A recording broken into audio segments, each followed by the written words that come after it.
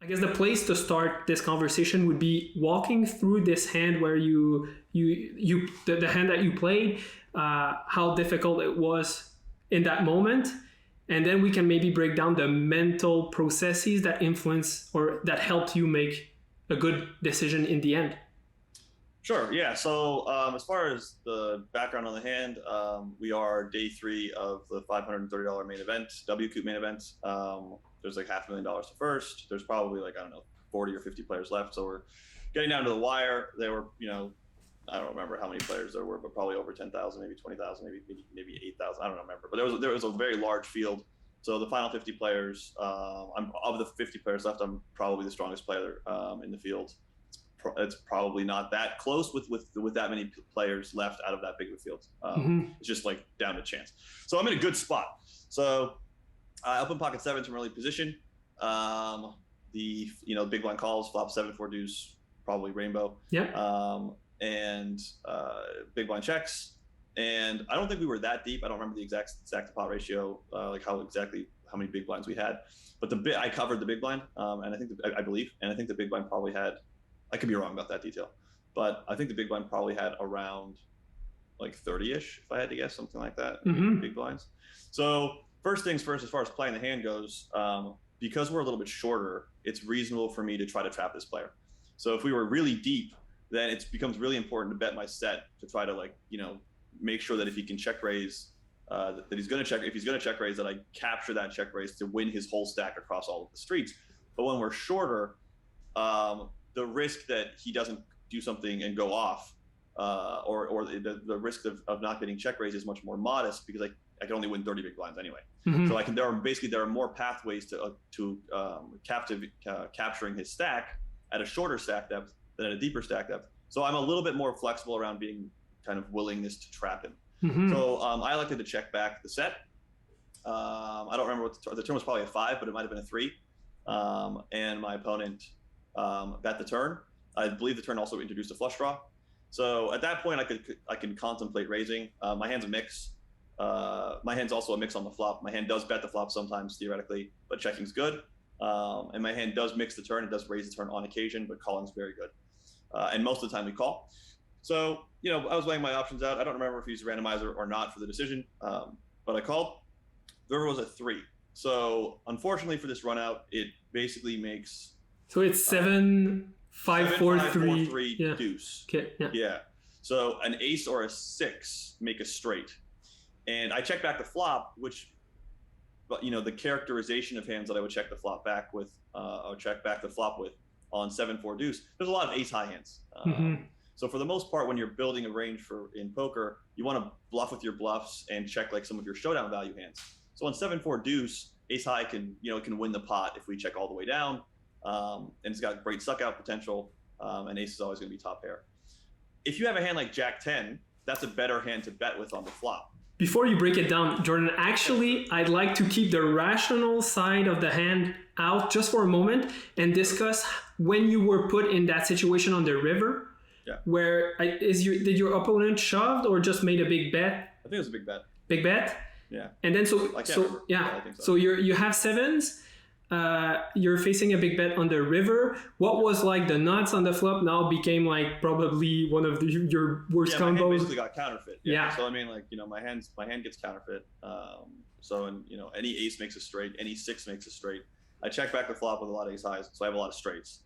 And he makes this like fairly large bet, which makes sense. I mean, it's not like it's a bad decision for him to have done that. Shoving probably makes the most sense when he does bet, because he's got the most 6s. But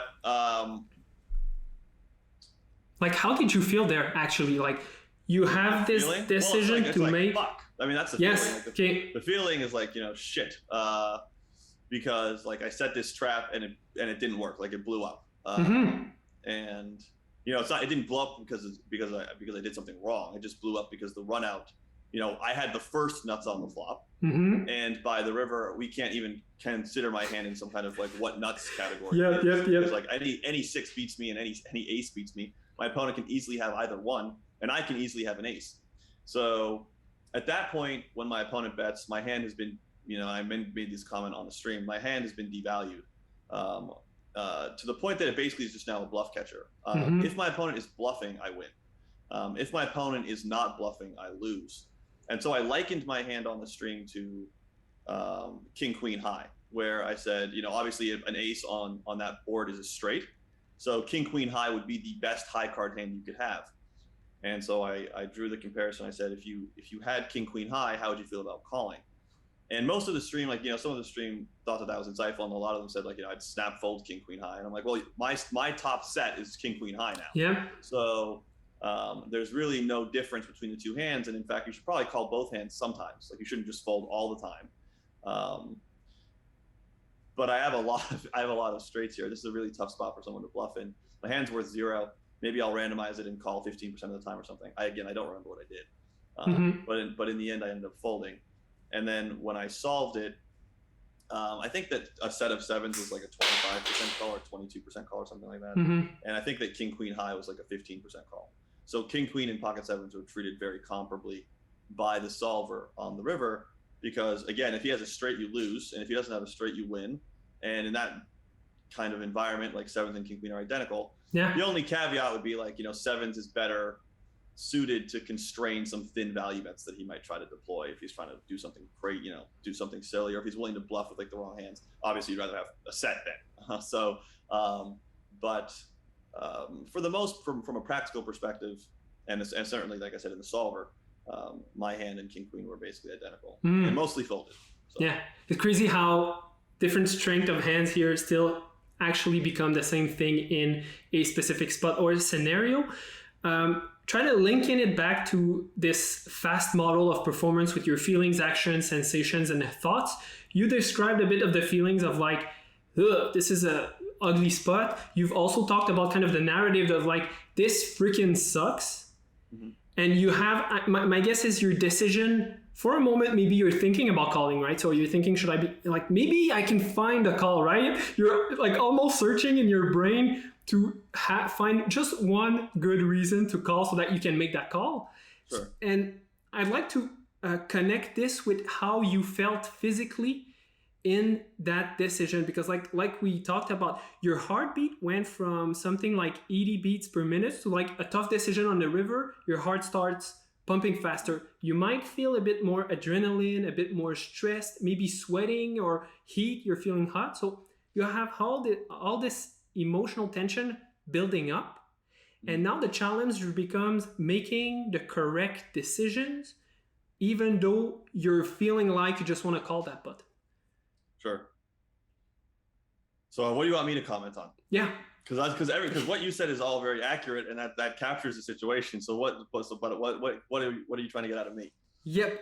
So what I'm trying people to see as they are watching this is that even given all those circumstances and variables, you're still able, or you still manage to make the correct decision. Sure. And you're giving yourself enough time to get to that decision.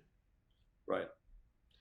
Yeah. So, I mean, basically, what I would say is that, I agree with everything that Frank's Wald's, I agree with everything that he's talking about. And that's the hard part, is that physiologically, your body is not cooperating, right? Because, cooperation would just be, you're just as calm as you were before the hand took place. And, you can think along the same lines as all the kind of trivial decisions that you make regularly and more routinely, and that you can just treat this like a routine trivial decision.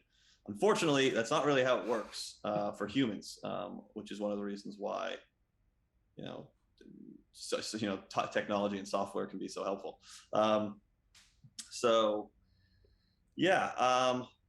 As far as how I personally, reach a good decision, I think, you mentioned slowing it down. I think trying to slow it down,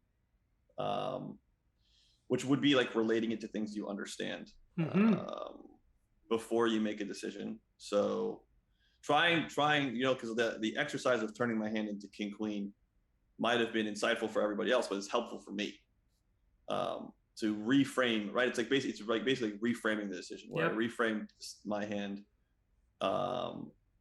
in a more simplify my hand, but really reframe it into something that's less emotional. Mm-hmm. Like what's a lot like my hand, but not my hand. Right. King Queen. How do I feel about King Queen? It's like King Queen Mm-hmm. sucks. So well then my hand's not much better than that. So like really I can get out of this. Whereas if the alternative to that is basically getting really attached to the fact that on the flop you had a set. Yes. So, Mm-hmm. which isn't very helpful because it's not worth anything anymore. Mm-hmm. Mm-hmm. Yeah, I like how you that's what you said it right. On the flop, whether you like it or not, you've created some sort of narrative, right? You have top set. Part of you is already thinking about how am I gonna get all the chips.